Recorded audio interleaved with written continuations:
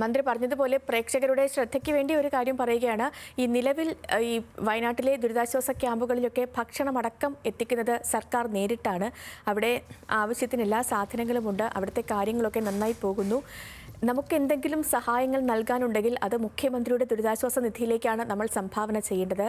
മറ്റല്ലാത്ത രീതിയിലുള്ള പല സ്ഥലങ്ങളിലും പണപ്പിരിവുകളടക്കം നടക്കുന്ന കാര്യങ്ങൾ സർക്കാരിൻ്റെ അടക്കമുള്ള ശ്രദ്ധയിൽപ്പെട്ടിട്ടുണ്ട്. അത്തരത്തിലുള്ള പണപ്പിരിവ് നടത്തേണ്ടതില്ല. നമുക്ക് ഈ ജനതയെ കൈപിടിച്ചുയർത്താൻ അവർക്കൊപ്പം നിൽക്കാൻ നമ്മൾ ആഗ്രഹിക്കുന്നുണ്ടെങ്കിൽ നമ്മുടെ കയ്യിലുള്ള ഏത് ചെറിയ തുകയും നമുക്ക് മുഖ്യമന്ത്രിയുടെ ദുരിതാശ്വാസ നിധിയിലേക്ക് വിശ്വാസപൂർവ്വം ഏൽപ്പിക്കാം എന്നുള്ളൊരു കാര്യം ആവർത്തിച്ച് പറയുകയാണ്.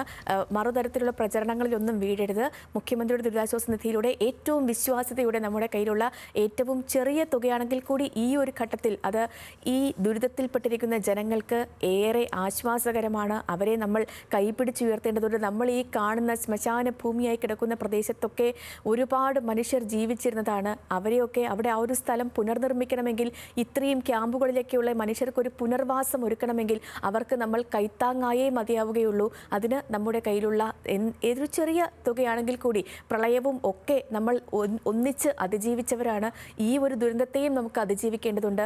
അതുകൊണ്ട് തന്നെ ദുഷ്പ്രചാരണങ്ങളിലൊന്നും വീഴാതെ മുഖ്യമന്ത്രിയുടെ ദുരിതാശ്വാസ നിധിയിലേക്ക് വിശ്വാസപൂർവ്വം നമുക്ക് നമ്മുടെ കയ്യിലുള്ള കുഞ്ഞ് തുകയാണെങ്കിൽ കൂടി അതിൽ നിക്ഷേപിക്കാം. അത് തന്നെയാണ് മന്ത്രിമാർ അടക്കം വീണ്ടും വീണ്ടും ആവർത്തിച്ച് പറയുന്നത്.